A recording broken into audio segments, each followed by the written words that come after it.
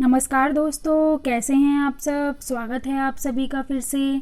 दोस्तों, जैसा कि हम सभी जानते हैं, संकष्टी चतुर्थी व्रत में भगवान गणेश जी की पूजा की जाती है। मनोकामनाओं की पूर्ति के लिए इस व्रत को फलदायी माना गया है। पूर्णिमा के बाद आने वाली चतुर्थी को ये व्रत रखा जाता है।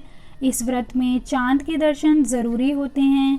संकष्टी चतुर्थी के दिन भगवान श्री गणेश जी की पूजा के दौरान संकष्टी गणेश चतुर्थी व्रत की कथा पढ़ना या सुनना ज़रूरी होता है। आज हम आपको इसी की पौराणिक कथा सुनाने जा रहे हैं। चलिए कथा शुरू करते हैं। श्री गणेशाय नमः। एक समय की बात है कि विष्णु भगवान का विवाह लक्ष्मी जी के साथ निश्चित हो गया। विवाह की तैयारियां की जाने लगी। सभी देवताओं को निमंत्रण भेजे गए, परंतु गणेश जी को निमंत्रण नहीं दिया गया। कारण जो भी रहा हो, अब भगवान विष्णु की बारात जाने का समय आ गया। सभी देवता अपनी पत्नियों के साथ विवाह समारोह में आए। उन सब ने देखा कि गणेश जी कहीं दिखाई नहीं दे रहे। तब वे आपस में चर्चा करने लगे कि क्या गणेश जी को न्योता नहीं दिया गया या स्वयं गणेश जी आए ही नहीं हैं। सभी को इस बात पर आश्चर्य होने लगा। तभी सबने विचार किया कि भगवान विष्णु से ही इसका कारण पूछा जाए। विष्णु भगवान से पूछने पर उन्होंने कहा कि हमने गणेश जी के पिता भोलेनाथ महादेव को न्योता भेजा है। यदि गणेश जी अपने पिता के साथ आना चाहते हैं तो आ सकते हैं। अलग से न्योता देने की कोई आवश्यकता भी नहीं है। दूसरी बात यह है कि उनको 1.25 मन मूंग, 1.25 मन चावल, 1.25 मन घी और 1.25 मन लड्डू का भोजन दिन भर में चाहिए।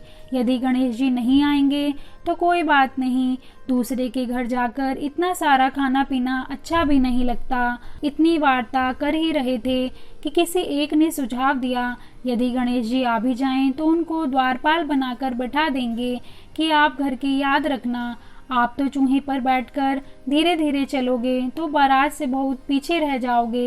यह सुझाव भी सबको पसंद आ गया, तो विष्णु भगवान ने भी अपनी सहमति दे दी। होना क्या था, इतने में गणेश जी वहां आ पहुंचे और उन्हें समझा बुझाकर घर की रखवाली करने बैठा दिया। बारात चल दी। तब नारद जी ने देखा कि गणेश जी तो दरवाजे पर ही बैठे हुए हैं, तो वे गणेश जी के पास गए और रुकने का कारण पूछा। गणेश जी कहने लगे कि विष्णु भगवान ने मेरा बहुत अपमान किया है। नारद जी ने कहा कि आप अपनी मूषक सेना को आगे भेज दें तो वह रास्ता खोद देगी, जिससे उनके वाहन धरती में धंस जाएंगे। तब आपको सम्मान पूर्वक बुलाना पड़ेगा। तो गणेश जी ने अपनी मूषक सेना जल्दी से आगे भेज दी और सेना ने जमीन खोखली कर दी। जब बारात वहां से निकली तो रथों के पहिए धरती में धंस गए।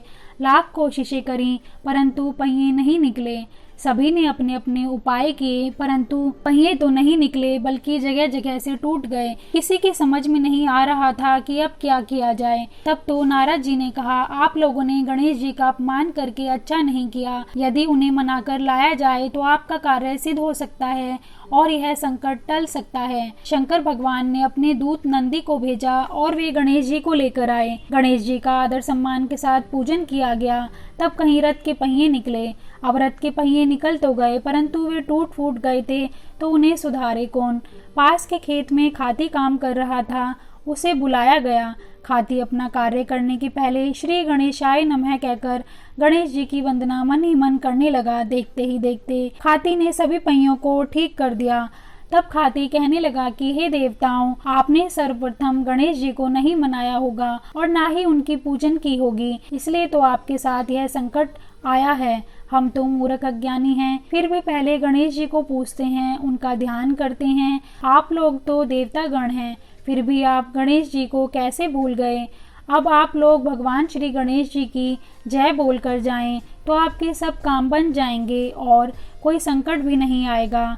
ऐसा कहते हुए बारात वहां से चल दी और भगवान विष्णु का लक्ष्मी जी के साथ विवाह संपन्न करा के सभी सकुशल घर लौट आए। हे गणेश जी महाराज, आपने भगवान विष्णु को जैसो कारस सारियो ऐसो कारस सबको सिद्ध कर जो। बोलो गजानन भगवान जी की जय। दोस्तों, अगर आपको हमारी ये वीडियो पसंद आई हो तो कमेंट करके ज़रूर बताइए और लाइक और सब्सक्राइब करना ना भूलें। Thank you.